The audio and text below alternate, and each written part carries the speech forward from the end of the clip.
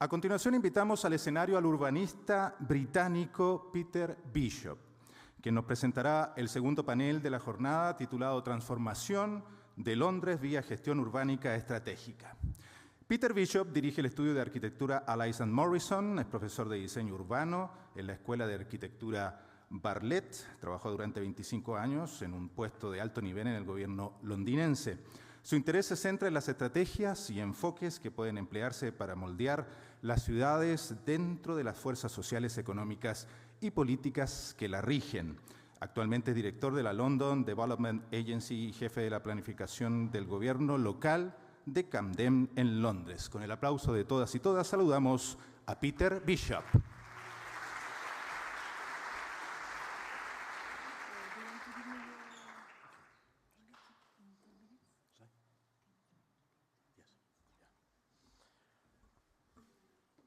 Yes, good morning, and thank you for inviting me to join you and share your city with me, and what a wonderful 48 hours I've had. This is a graphic I produced when I was running the Mayor of London's design agency, and this is all of the institutions involved in designing one piece of public space in London. And it's not meant to explain it. All it says is the cities are really complex. And perhaps our role as urban planners, architects, designers is to be able to navigate this complexity, put the right people together, and broker a deal. So in some ways, I think we're not planners, we are like producers, like theatre producers, cinema producers. We make things happen. And I want to talk about how we make things happen. This is the King's Cross site in London. 30 years ago, 27 hectares, and a complete empty 27 hectares in the centre of London. Not quite empty, because within it, some really important historic buildings, and around it, some of the poorest of most deprived communities in London. A decision was taken to use the public land, this is all public land within the red boundary, and not to sell it, but to seek a development partner. And we didn't ask for somebody to give us a price.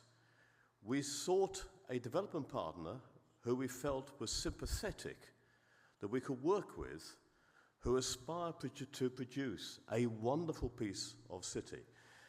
All we did from the city, we set some basic rules about height, that it should be a piece of London, it should be a piece of city, it should be mixed use, it shouldn't be dominated by cars. But the rest was a blank piece of paper. And we started not with an architectural vision.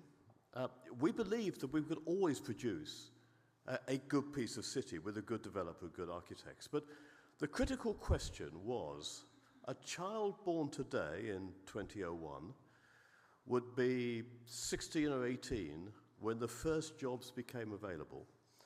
How did we ensure that that child from a poor community would take some of the opportunities? And this statement, it excited my politicians. My politicians became interested in development. It was a political question. And it was a political and a technical challenge to the developer. And constantly, as we developed the scheme, we went back and said, is this impacting on the wider area? And the second thing we did was to... I should keep talking. The second thing we did was we said, we'll work openly with the public. We will start with asking the really basic question, what does a good piece of city look like? And then, right at the end of the process, we'll start to design. And we said we'd put every document into the public realm and debate it. And the developer and I said that personally, we would go anywhere, anytime, and speak to anybody about this development. And we think that over the 5 years we had 5 years to design it, we think we personally spoke to about 30,000 people. And what this did, it first of all it built a degree of understanding and removed a lot of political conflict, but it also was the best market research you could possibly do. You began to understand how people might use the development and how it might function as part of their lives. One of the first plans we drew was about the historic fabric. And we said, let's just draw it. This is what we want to keep. And we had a series of development zones appeared. But we didn't want to keep the historic buildings like a museum. We wanted to make them a part of the city. So instead of imposing a grid, we said, well, the railway buildings sat where they sat because they were served by railway lines. And therefore we used the geometry, the historic geometry of the 19th century railways to form a new street grid for the site. And then we could, within the agreement to keep the historic fabric, we could then have development zones. And this is the first idea of a master plan. And we said, let's test this. Not now, but is this flexible enough to cope with the economic and social changes in 30, 50, 100, and 150 years? And we tried to produce a master plan like Santiago, Central Santiago, where you have building blocks and streets. It's an incredibly robust piece of city. You can replace buildings without having to remove the entire area. And then we had 3 master planners working together, challenging, questioning. And even 3 years into the design process, there were thousands of these drawings as we constantly challenged and tuned the development. And we arrived at this final master plan. And you can see the old railway grid, although you wouldn't be aware of it in the ground, but it gave a rationale for the development. It has a commercial core. These offices are now achieving some of the highest rents in London.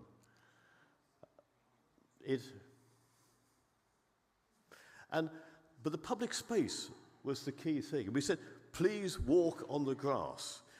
We didn't want to tell people what they couldn't do. We wanted to say, especially to the poor neighborhoods around, don't feel intimidated. This is your city. Come and use it and enjoy it. We repurposed the historic buildings. This is a work by the British architect Thomas Heatherwick to reuse some 19th century buildings. We brought in temporary urbanism. This is an installation from students from my own university, University College London, working with the local community and the developer to produce gardens which are moved around the development. And then the developer, incredibly important, now is built, has put a lot of money into managing and so choreographing the use of public space, like theatre. And therefore, this is now a very, very open piece of London. It's become a destination. And local people will use it. In the middle of this space, there are fountains. And the local kids from the poor neighbourhoods will come and play in the fountains. But the social agenda, has it changed the life of a child born 20 years ago? Well, there's a school, there's a nursery, there's a public sports centre. 50% of the housing is social for people on lower incomes. But we also established a training agency, which to date has trained and placed 1,200 people from the local neighbourhood into jobs in this area. So I think, it's not perfect, but I think we have tried to marry a redevelopment project with a social agenda. So what's the lessons? Well, a clear vision. Take time to plan. This will be here for 150 years, so spend 1 more year getting it right. Use history, not just the obvious buildings, but some of the smaller local buildings are important. Multi-stakeholder engagement, incredibly important. It removes political risk, but gives you an amazing knowledge as to what you're designing for, who your client is. Social outcomes, I think that's the core. Regeneration without a social outcome is real estate development. Anybody can do that. But critically, use public land. Public land is a stake. Don't take money for it and walk away. It's your ability to control long term, and it locks you in. This land is still, we're still getting returns for the public body, and that's a lot higher than if we'd have sold it 25 years ago. Invest in public space and use temporary urbanism. So over a 20-year project, each year needs to have its own plan and its own output. The second quick case study is Design for London. 25 years ago, Ken Livingstone became our first mayor. He asked the architect Richard Rogers to come in and advise him. And Richard said, you need an agency. I can't advise you without some support. And we set up Design for London. I had the privilege of setting it up and running it. It was the mayor's design agency, but we had no power and no money. Now that's great. Imagine working as a public official in the city with no responsibility. And we were given license. We were allowed to challenge and question. Because I had no power and no money, but people thought I could talk to the mayor any time I wanted to. They just thought it. It meant we had soft power. So that first image, I could navigate that complexity and bring people together and broker deals. People wanted to do deals with us because they wanted the mayor's approval. We involved communities, and we also went and looked at policy. So we wrote a design guide for housing for London, and we controlled the procurement of architects for London projects. So a good architect with a good client might produce a good building. A bad architect never will. It's obvious. So why do we have so many bad architects designing buildings in our cities? So we took a very, very small-scale approach. We went into neighborhoods, and we were interested in how fragile local communities are. They're like really complex pieces of watches. You could take them apart, and you put them back together again. We always took our design team into the community. We'd rent a shop. We'd spend a month there. We're very English. We used to drink tea with the community in the afternoon and drink beer in the evening with them. And we'd go and walk, and we'd question, we'd challenge, we'd debate, we'd learn what the issues were. And ultimately, we'd also, if somebody said they had a problem now, we'd say, well, let's go and fix it now. That bench is broken. Let's buy a new bench this afternoon and change it. So we built the credibility that this was not just an abstract idea. This was real change. And then we use incremental urbanism, where a small project doesn't do much. But if you do enough small projects with a clear vision, using opportunities, using small bits of money you find in other people's budgets, you can slowly build together new neighborhoods and make them better. And cities change like that. And over 20 years, if you manage small-scale interventions, you could do major change. We looked at landscape. Here, the east of London, the poorest area, but around it was very, very beautiful countryside. So let's bring the countryside into London. And then we also put a new governance structure in. So we devolved this green grid to 6 local partnerships, which are still running today, who will also use any money and any opportunity to stitch together and improve to create a very, very rich urban fabric, a rural fabric. And, projects, so we'd open up wetlands and replant them, and give people access to water and the river. Small scale, very cheap. It doesn't cost very much money. But you do it slowly and incrementally with local people being involved. And a real problem you find in every city is this kind of fatigue. People in poor communities are sick of people like me saying it's going to be better. So we had to get people excited. So the first thing we did, we used street theatre. You come out of your house and go, what's happening here? And you say, well, this is the beginning. Let's have a conversation. And we'd find space. It's extraordinary. If you look carefully enough and looking at small areas, you can find lots and lots of unused space in some of the most dense urban areas, leftover spaces that can become parks and gardens. Car parks. which can become public squares. And these kind of old, forgotten bits of municipal space that with redesign can become really useful and powerful spaces. We put an awful lot of our focus on working not in the centre. The centre of London's really nice. It's that outer periphery where most of the people live and some of the poorest people live. These kind of interventions can make a really big change and impact. And we use temporary urbanism. This is a single site. 1 year, a swimming pool in the summer. The second year, a garden centre. The third year, a pub. Fourth year, developed.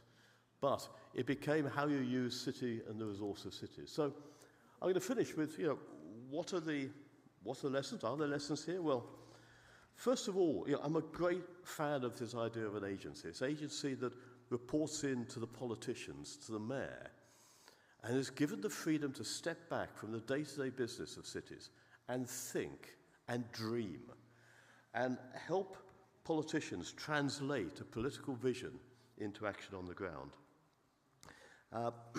That should have the remit to question. And occasionally, the mayor got really cross with us. We upset people. He didn't like it, but he allowed us to do it.